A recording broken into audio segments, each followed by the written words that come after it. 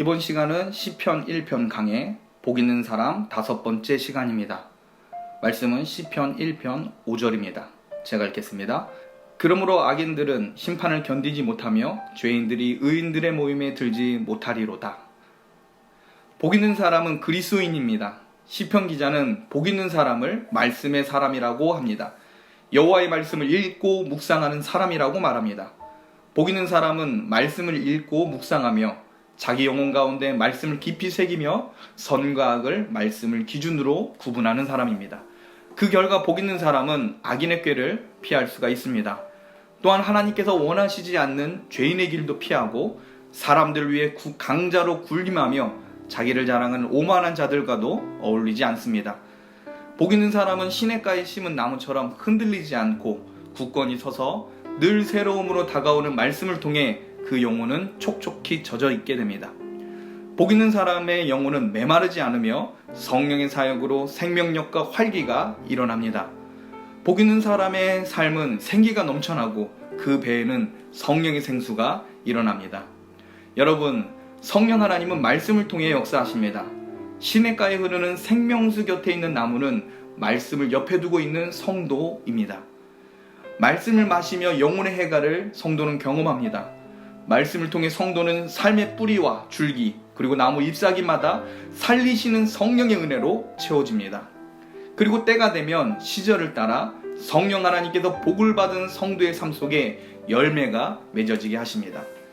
이 열매는 하나님께서 말씀을 통해 변화된 성도에게 주시는 결과물이며 사람들로부터 그 나무의 정체가 무엇인지 드러나게 하시는 하나님의 복된 축복입니다. 하나님의 사람, 성령의 사람은 때가 되면 사람들로부터 귀중히 여김을 받게 될 겁니다. 하나님은 성도를 존귀하게 높여주시는 날을 약속해 주셨습니다. 그러나 악인은 바람에 나는 겨와 같이 상황에 따라 달라집니다. 그들은 가벼우며 하나님의 권위 있는 말씀이 그들 영혼에 비워져 있기 때문에 늘 흔들립니다. 그들은 모래 위의 성과 같습니다. 결국 모든 지혜를 짜내어 세상을 알차게 살았다고 해도 후회 없는 삶을 살았다고 스스로 자평을 해도 성경은 그들의 삶이 결국 무너졌다라고 평가를 할 겁니다. 여러분, 죄의 길은 또한 넓은 길입니다. 많은 사람들이 이 길을 걷습니다. 이 길 끝에 분명 자기를 행복하게 할 만한 것이 있다라고 이들은 착각합니다. 막연하게 끝도 없이 다른 사람이 달려가니까 자기도 달려갑니다. 죄의 넓은 길은 세상 사람들이 자기의 욕망을 이루기 위해 각종 구호로 도배를 해놨습니다. 그러나 넓은 길 끝에는 사망이 입을 벌리며 기다리고 있습니다. 시인은 성경을 통해 이 사실을 알기에 죄의 넓은 길이 아니라 하나님께서 계시해 주신 그 좁은 길로 갑니다. 세상의 매뉴얼이 아니라 성경을 통해 알려주신 하나님의 매뉴얼을 따라 좁은 길을 발견하고 그 길을 순종하며 걸어나갑니다. 시인은 복 있는 사람과 악인을 비교한 후에 두 사람의 최후가 어떻게 될 것인지 가르쳐 주는데 그게 바로 오늘 우리가 다룰 본문입니다. 시편 1편 5절 말씀 제가 한 번 더 읽겠습니다. 그러므로 악인들은 심판을 견디지 못하며 죄인들이 의인들의 모임에 들지 못하리로다. 이 5절의 그러므로는 이 시편 1편의 총 결론과 같습니다. 바람의 겨와 같이 기준 없이 흔들리는 악인은 심판을 견디어낼 수가 없습니다. 본문의 심판은 하나님의 심판을 가리킵니다. 모든 인간은 하나님 앞에 서게 됩니다. 그리고 하나님의 권위 있는 심판을 받게 됩니다. 하나님 앞에 섰을 때 어떤 변명도 통하지 않습니다. 하나님이 눈앞에 보이지 않을 때 인간은 하나님을 전혀 염두에 두지 않고 삽니다. 세상을 살아가면서 수많은 모순과 오류 그리고 불만족한 상황 속에서 신을 원망하면서 한숨은 쉴 줄 알아도 눈에 보이지 않는 하나님을 인격적으로 마주하지를 않습니다. 조금 지식이 있다고 하는 사람은 종교에서 말하는 신은 사람을 착하게 하는 도구 혹은 개념으로만 여깁니다. 이 어리석은 자들은 인간의 필요에 따라 시의적절하게 신을 이용할 수 있다라고 여깁니다. 또 어떤 종교 호사가들은 하나님의 존재를 철학적으로 접근하기보다 하나님이 우리 삶에 어떤 유익을 줄 수 있는지 실용적으로 접근해보자라고 망발을 합니다. 그러나 그날 창조주 하나님 앞에 설 때 그들은 벌벌 떨게 될 것입니다. 하나님을 인격적으로 만나지 못한 자들은 만왕의 왕 되신 하나님을 부정한 인간의 이성으로 관찰하며 하나님께서 계시하여 주신 방법을 버리고 자기들의 기준으로 판단한 모든 일에 대해서 하나님은 엄중히 판단하실 겁니다. 하나님을 자기 손바닥에 올려놓고 검증해 보겠다고 한 이 오만하고 교만한 자들을 향하여 하나님은 분명히 심판하실 겁니다. 오만한 악인들, 바람의 겨와 같이 정함없는 기준으로 자기 멋대로 세상과 하나님을 관찰하고 비웃던 이 모든 일들을 하나님은 다 기억하고 계십니다. 악인들은 모든 진리가 인간을 척도로 움직인다고 생각합니다. 그리고 고상하고 높은 이상을 가진 인간들은 이 세상을 낙원으로 만들 수 있다고, 그러면서 신은 필요치 않다라고 말을 합니다. 그들의 이 오만한 몽상은 언젠가 깨어지게 되어 있습니다. 그러면서 악인은 힘을 가진 강자의 무리 속에 들기 위해 애썼던 그 헛된 모든 날들에 대해서 어떤 의미 있는 삶을 살았는지 분명히 하나님은 물으실 겁니다. 악인은 정화 없는 삶을 살았습니다. 그리고 변치 않는 하나님의 은혜를 사소하게 취급하였습니다. 그 결과 하나님의 심판을 결코 견디어낼 수 없습니다. 단언컨대 하나님의 은혜가 주어지지 않는 한 죄인은 결코 하나님의 심판을 견디어낼 수가 없습니다. 그러나 복 있는 사람은 하나님의 심판을 이길 수가 있습니다. 왜냐하면 복 있는 사람은 계시 중심의 사람으로 하나님의 은혜를 받은 사람이기 때문입니다. 하나님의 심판을 견디기 위해 인간은 하나님의 은혜를 입어야 합니다. 하나님의 은혜를 입었다는 증거가 어디 있습니까? 바로 말씀을 주야로 묵상하며 말씀을 통해 하나님의 은혜를 사모하고 하나님을 인격적으로 체험하며 하나님과 함께하였던 모든 의미 있는 삶, 그 순간순간이 하나님의 은혜를 받았다는 증거가 됩니다. 복 있는 사람이 탁월해서가 아닙니다. 하나님을 갈망하도록 하나님께서 은혜를 주셨기에 이 복 있는 사람은 심판을 견딜 뿐만 아니라 완전하신 하나님 앞에 온전하다고 평가를 받을 수 있습니다. 악인은 심판을 견디지 못하지만 의인은 하나님의 심판을 통해 교훈을 얻고 옳다함을 받습니다. 그 대표적인 예가 욥입니다. 욥은 자기를 심판하신 하나님께 자기의 억울함에 대하여 하나님께 변론하고자 했습니다. 친구들의 정죄하는 말에 격분하며 하나님께서 전혀 죄를 범하지 않은 나에 대해서 왜 갑자기 환난을 주시는지 그 이유를 묻겠다라고 말합니다. 여러분, 욥은 의인입니다. 또한 계시 중심의 사람입니다. 말씀의 사람이라는 겁니다. 욥은 인격적으로 하나님을 만난 사람입니다. 그러기에 욥은 하나님을 찾습니다. 욥은 친구들이 억지로라도 죄를 발견해서 회개하라고 하는 그 말에 동의하지 않습니다. 그렇게 할 수도 없었습니다. 왜냐하면 욥은 하나님께서 정직한 기도를 들으시는 분임을 알고 있었기 때문입니다. 일단 욥이 받은 시험은 사람이 알 수 없는 오직 천상에서 일어난 일입니다. 그런데 보십시오. 막상 욥이 하나님을 대면하게 되었을 때 하나님께서 자신이 모든 주권을 가진 창조주 하나님됨을 가르쳐 주십니다. 하나님은 욥이 창조주를 판단할 만한 위치가 아님을 드러내 주십니다. 그러자 욥은 이렇게 대답을 합니다. 욥기 40장 3절부터 5절까지 이렇게 기록되어 있습니다. 욥이 여호와께 대답하여 이르되 보소서 나는 비쳐나오니 무엇이라 주께 대답하리이까 손으로 내 입을 가릴 뿐이로소이다. 내가 한번 말하였사온즉 다시는 더 대답하지 아니하겠나이다. 여러분, 욥은 의인임에도 하나님의 권위 앞에 아무 말도 못합니다. 욥은 친구들과 논쟁하며 환난의 이유와 죄와 고통의 관계에 대해서 자기의 지식을 드러내 보였습니다. 그리고 하나님 앞에서 내가 알고 있는 바들을 확인하고 재판장 되신 하나님이 어떤 답변을 하실지 묻고 싶다고 자신 있게 말했던 사람입니다. 그런데 욥이 막상 하나님 앞에 대면하자 어쩔 줄 몰라 합니다. 하나님께서 창조주로서 자신의 주권을 제시하자 욥은 엎드려 절하고 하나님의 권위 앞에 무릎을 꿇습니다. 여러분, 창조주 하나님 앞에 나서서 자신의 의로움을 드러낼 피조물은 없습니다. 오직 하나님 앞에 잠잠하게 그 판결을 찬양할 뿐입니다. 하나님의 선하시고 공의로우시며 창조주 하나님의 권위를 인정할 뿐입니다. 하나님의 심판, 하나님의 판단은 엄미하고 권위가 있습니다. 애매한 고난을 받은 의인 욥조차도 하나님의 권위 있는 심판을 두렵고 떨림으로 받을 수밖에 없습니다.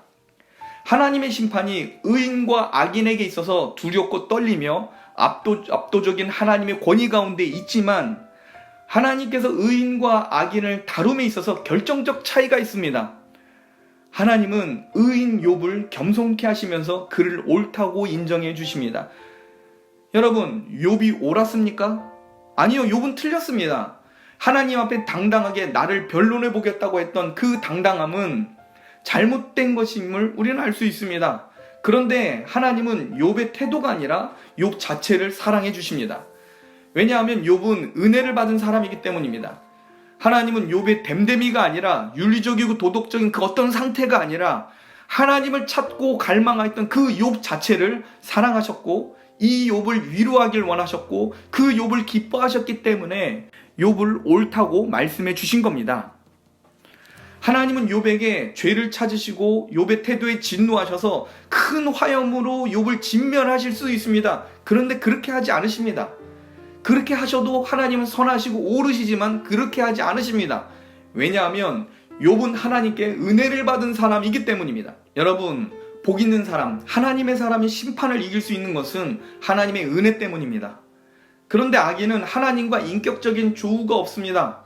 악인은 하나님 없는 행복, 하나님의 간섭 없는 인생을 살았고 인생의 주인은 자기라고 여기며 살았습니다. 그 결과 악인은 은혜 없는 심판을 받게 될 겁니다. 의인은 하나님의 심판 앞에 긍휼을 얻은 자입니다. 욥은 의인으로서 하나님의 판결과 권위에 승복하게 됩니다. 그러자 하나님은 욥을 높여주시며 욥이 옳았다는 사실을 친구들에게 선포해 주십니다. 그러므로 여러분, 오늘 본문을 잘 해석하셔야 합니다. 악인들은 결코 심판을 이기지 못한다는 이 말은 단순히 윤리적인 면에서 평가하시겠다는 말이 아닙니다. 심판을 이기지 못한다는 것은 견디어내지 못한다는 의미입니다. 하나님의 심판의 강도는 여러분이 상상도 못할 정도로 강력하고 위력적인 겁니다. 하나님 앞에 나아간 죄인은 죽을 수밖에 없다고 성경은 말합니다. 하나님께서 심판하러 나오실 때 모든 죄인은 죽습니다. 하나님의 이 거룩한 성품 앞에 인간은 아무것도 할 수가 없습니다. 오직 하나님의 긍휼을 입은 자만이 거룩하신 하나님 앞에 나아갈 수 있습니다. 야고보서 2장 13절 후반절에 긍휼은 심판을 이기고 자랑한다라고 말합니다. 긍휼을 얻고 심판을 이기게 하는 방법이 여러분 성경에 기록되어 있습니다. 예수 그리스도를 믿음으로 얻는 이 놀라운 은혜에 대해서 성경이 지금 다루고 있는 겁니다.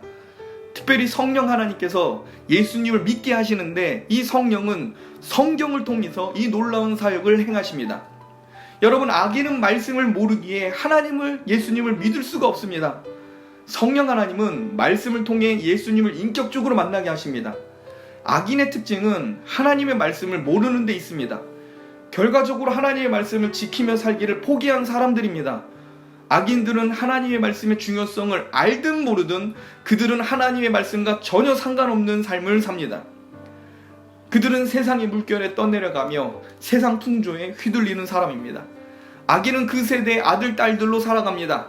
당장 하나님의 판결이 내 눈앞에 표신하게 나타나지 않기에 악인은 함부로 자기가 인생의 주인으로 여깁니다.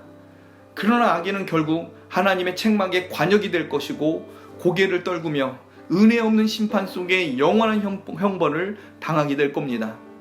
물론 의인도 하나님의 심판 앞에 서지만 이 복 있는 의인은 심판을 이길 수가 있습니다. 그 근거가 바로 예수님의 의로우심 때문입니다. 예수님의 십자가의 공로로 의인은 율법의 심판, 죄를 참소하는 원수의 강력한 정죄를 벗어날 수가 있습니다. 오직 은혜만이 심판을 이깁니다. 하나님께서 긍휼히 여겨주실 때 죄를 정죄하시는 두려운 재판에서 이길 수가 있는 겁니다. 예수님의 의로우심만이 성도가 유일하게 내세울 수 있는 공로이며 자랑입니다. 타락한 몸으로 복되신 주님 없이 나간 자들은 여지없이 거룩한 하나님의 심판 앞에 진노의 대상이 됩니다. 예수님의 피가 아니면 죄는 용서가 될 수가 없습니다. 그러므로 복된 자는 심판을 이깁니다. 영혼의 문설주 앞에 양의 피를 바른 성도만이 죽음이 넘어가게 됩니다. 이 놀라운 영적 비밀, 이 영생의 비밀을 어떻게 깨닫게 되겠습니까?